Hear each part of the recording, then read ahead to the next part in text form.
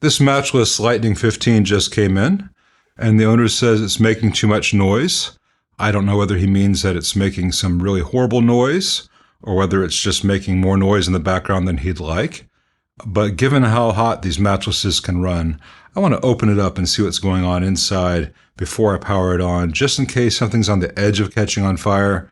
I don't want to push it over that edge. Makes for a much more expensive repair. This could be something really simple, could be something really complicated. Don't know yet. Let's find out together.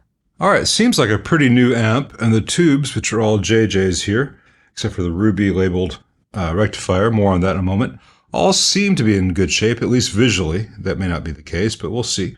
The rectifier tube on this amp has got this, in my opinion, not great for multiple reasons. Tube clamp here, which is missing the screw. Now, this Keps nut was floating around inside. I don't know whether it came loose from inside here, something else, or whether it used to be on a little screw here. I don't know. But I do know that the clamping force of one of these can cap clamps can be way more than a lot of glass or even the plastic bases want to handle. This one doesn't actually fit very well in it. Sometimes they've got felt lining it. It's not necessary compared to traditional bear traps. And it makes it really difficult for an owner to change a rectifier tube. I just don't get that. Bad Cat does it too. Anyway, let's see what's going on inside the amp. Well, I hope it's not as new as I thought initially, because the rear panel here has got the typical Matchless disease. It's got a big crack down here. It's got a crack over here. There's no adhesive used, so it's just flapping here. And as this section gets hot from the output tubes and the rectifier tube, a lot of times this acrylic panel on a Matchless will warp break like this. That's not such a terrible thing as far as the amp working, but it's for something that costs this much. I prefer it not to melt and crack just from regular everyday use.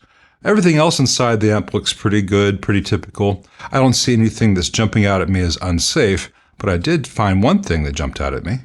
Pin 5 of the last EL84 was never soldered. That's the heater connection. So the wire is wrapped around there very nicely, mechanically, but it was never soldered. And even a tightly wound wire like that, over time, the different metals can react to each other and dirt can get in there. So I'm going to add some solder to that. Now my question is, should I power the amp up and play it first and see if that is the cause of the noise and then fix it?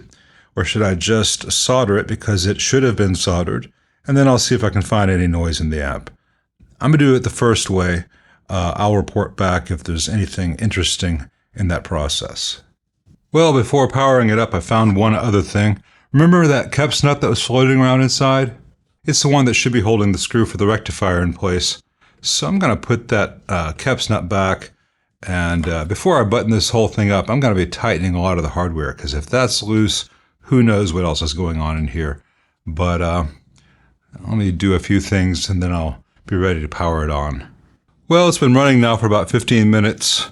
I didn't hear any noise from that heater wire, though it would eventually become intermittent as things were vibrated, especially in the combo. Anyway, I think it's probably going to be a better starting point with all the wires soldered. I've confirmed that no other joints were left unsoldered from the factory, just the one heater on that one EL84, and the rectifier socket is no longer in danger of falling out and letting the HT supply touch the chassis or anything. So that's a nicer place to be. And all the hardware in the amp is tight now. Not all of it was as tight as I would like it, but that was the only one that was really, really egregious. And I'll get a new number 6 screw and nut for that can clamp that holds the rectifier tube in place, if for no other reason than to keep it from vibrating. But it's such a silly thing. Anyway, I'm going to call the owner and try to get more clarification about what he described as a noisy amp, because this thing sounds really on the quiet side for a Matchless. I've heard much noisier Matchlesses. In fact, I would go so far as to describe this one as sounding quite good, but it may exhibit problems after 30 minutes or after 3 hours. I want to find out, and then I can't show you a fix until I find an actual big problem. So far, the only big problem was that joint that was never soldered and that screw that came loose, and that screw was actually floating around inside the chassis as it came into me, so it might have been resting in a very bad place before. Not the screw, the caps nut, that metal nut. If it was floating around and touched something it should not have, this amp might have sounded very, very bad for the owner. But then the act of moving the amp around would move that nut around, so maybe the problem would be very, very intermittent. Well, it's been on about 40 minutes right now, and during that 40 minutes, that hum, hopefully you hear it in the background here, that hum has gotten worse and worse. I suspect it's most likely the power tubes, the EL84s, just aren't matched, so there's not good common mode cancellation. It could also be the rectifier tube. Let it cool off. I'll try some different tubes and let it run for a while and see where we're at. These things are always fun.